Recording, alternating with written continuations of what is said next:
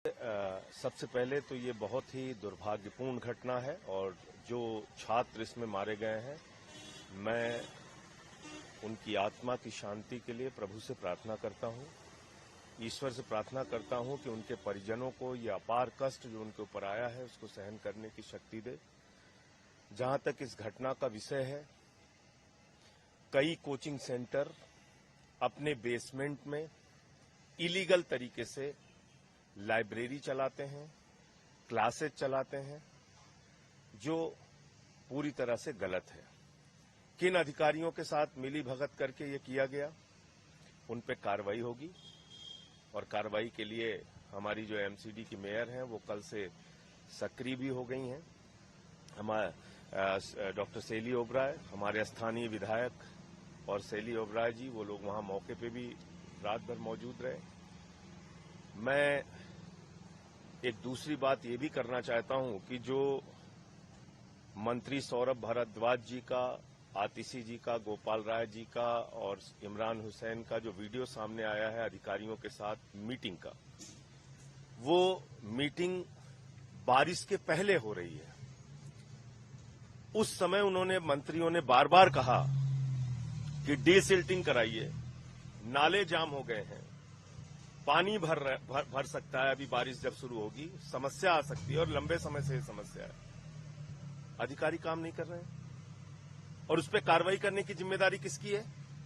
LG की है।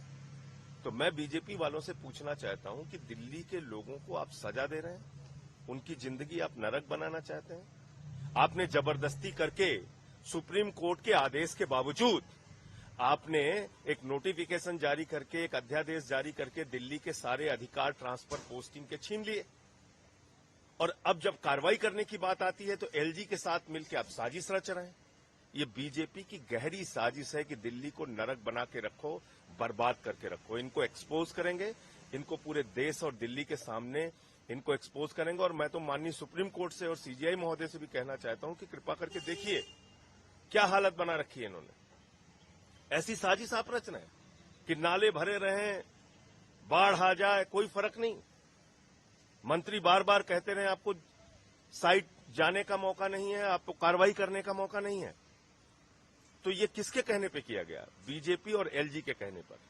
ये आपराधिक कृत्य है, इस पर कार्रवाई होनी चाहिए। सर जी, एक छोटा सा सवाल ये कि शिकायत की गई थी कि बेसमेंट में कमर्शियल एक्टिविटी चल रही है, 1 महीना पहले ही कर दी गई थी। ये कमर्शियल एक्टिविटी एक दिन से नहीं चल रही है। कोचिंग और बेसमेंट में जो क्लासेस चल रही हैं या लाइब्रेरी चल रही है, या क्या 1 साल से चल रही है जब से बीजेपी गई है और आम आदमी पार्टी आई है। 15 साल तो बीजेपी थी यहाँ पे, आज एक दिन से तो नहीं चल रही है ये कोचिंग सेंटर और बेसमेंट में क्लासेस तो वर्षों से चल रहे हैं।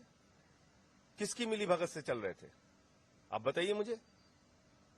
और खुद आज एलजी का बयान है कि 10 साल से नाले साफ नहीं हुए एमसीडी के। तो कौन 10 साल से एमसीडी में कौन बैठा हुआ था? बीजेपी बैठी हुई